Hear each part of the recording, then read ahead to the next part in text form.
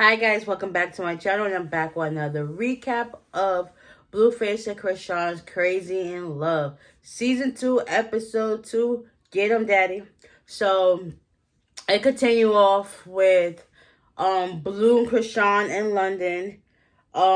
He's still doing his press conference release for the fight with Ed Matthews. And it's now time to do the fight. He gets changed and dressed up.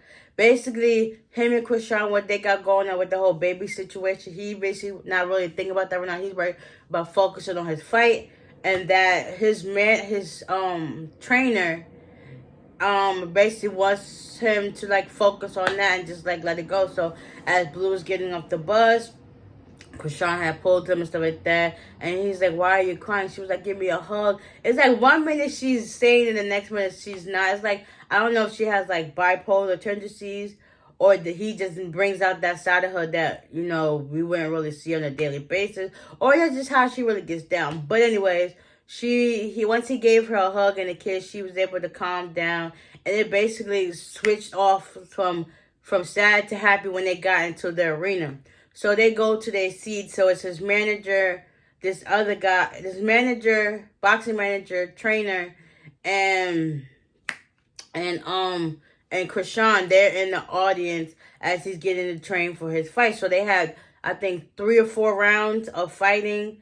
Blue did good in each one. At first, it was kind of slow and he was off, like the hits wasn't connecting. And then eventually, once he got to the rhythm of doing his moves or whatever, they started connecting and he started getting good. So, long story short, Blue won.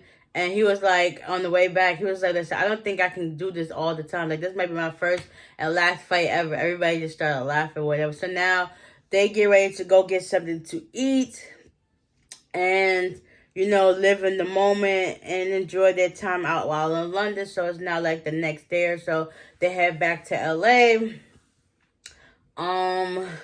She's still on the whole DNA stuff. And Blueface was just like, I remember one time you lied to me about where you was going. She was like, listen, I would just, when we get into our moments, stuff, I just be wanting to just get up and leave because I feel like you don't want me around. So I got up and left and I went to see my mom in Baltimore. He was like, well, why couldn't you just say that? And she was like, well, because I didn't want to. See, that's how stuff happens. Like when you don't say nothing, that's what people assume. And then when it comes out, it gets misconstrued and it's like you're lying, but that's not the case. But I honestly get where both sides of the story is coming from. I totally get it. Just be honest and upfront from the get-go. You won't have to go through these situations. But then again, at the same time, I think they like going through these situations because that brings more buzz to their name and to whatever they got planned on in the future with regard to music and whatever else they got going on. So them two getting in after that.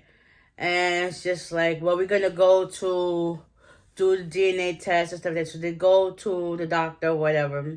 And she was talking, they were talking and stuff like that. She was also telling him that her family's coming into town the next day. So that'd be cool to spend some time with them. And yeah, so it's now the next day. They're home or whatever. And she's cleaning up some trash stuff in the kitchen. And then I guess he makes a comment or whatever. And she goes to throw the trash away. She comes back a minute later. His friends and his cousins come up and whatever, and they just start talking all this stuff about her. I think she had went upstairs, so that he was like, oh, she's still on this baby mama stuff, baby drama stuff. And he was like, when his cousin was like, yeah, I told you, sometimes the baby mama. So it's like being a dad is awesome, but now when you gotta deal with the baby mama. So she comes downstairs, she sits on his lap, and everybody just got quiet. And then she was like, so what do y'all talk about? He was like, we're talking about you. That right there should have been a red flag. Why do you feel it's okay? Okay, I understand you're my man, but why do you feel you need to talk to them about what we got going on? Like, then you wonder why everybody's in our business. So eventually, she turned around to the other side and was talking to him. His cousins was making a jokingly mad about what was being said. And you could tell the tension in the room was thick. Because if you could cut through the knife, it would be silence. Like, you could see her whole attitude shifted. Her face was just like, And then eventually she changed and they all got dressed to go to the studio. So they go in, he laid down some tracks on his song or whatever. It was cool, it was fire. And then he was like, he got to go home to change. You can tell, yeah, she was about to be on him to go there, whatever. So later on that night, I guess he goes to hang out with his boys.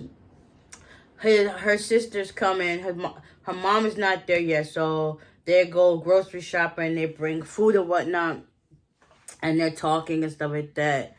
And she goes through the moment where she wants to, she's thinking about not giving up the baby, like go through abortion. So they go outside to the pool, to the pool jacuzzi area, and she's talking about how she don't want the baby no more. She don't want to be in a relationship no more. And her older sister's trying to tell her, like, test her, like, listen, I've been through this. I got 6 kids. You know what I've been through. Like, you don't have to be in a man, but your child is a blessing. Like, don't let your emotions, like, block your blessings. Like, you don't have to be with him. Your child should be your main priority. Like, that's what you on. Don't try to do this. Mom would never let us do anything about our children like that, because that's not where we're from. That's not how we get down. So the other sister, she really wasn't, like, trying to listen to anything her sister anything Rock had to say. She basically was trying to get drunk and high, because I guess she feels certain anxiety towards certain things like that, and she wasn't forward.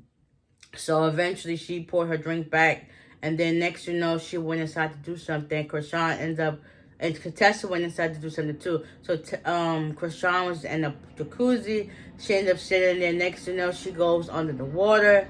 And then Tessa comes out. She was like, hey, get out of here, get out of here. And then next her other sister, Tekka, comes in, and they both pull her out, and she just has a moment breakdown of crying.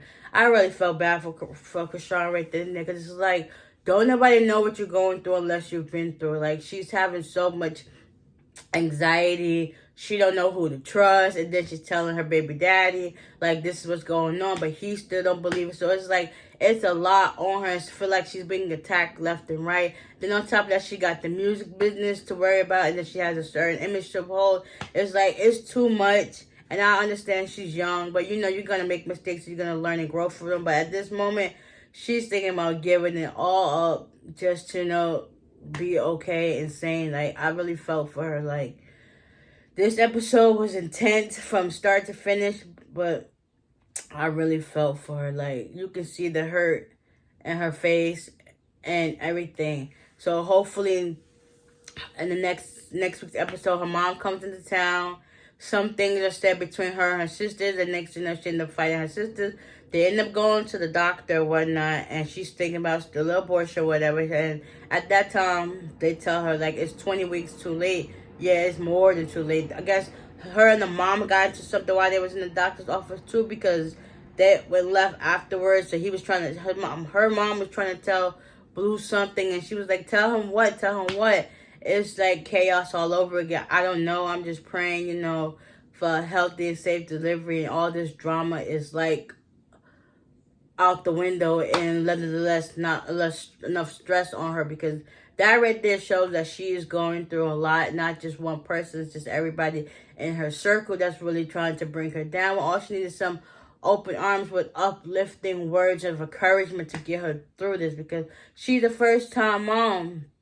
Granted, she's had his baby before, but it ended in miscarriages and stuff like that. But for her, it'd be her first physical child, so she's got all these emotions going, and she really doesn't know how to handle it all. So hopefully, she sticks it out, and she gets the help that she actually needs, because you can tell it's a cry for help, and she needs it really, really bad. So with this being said, I hope you guys enjoyed this recap of episode 2 of season 2 of Crazy in Love by Blueface and Chrisean. So I'll see y'all in the next one. Bye.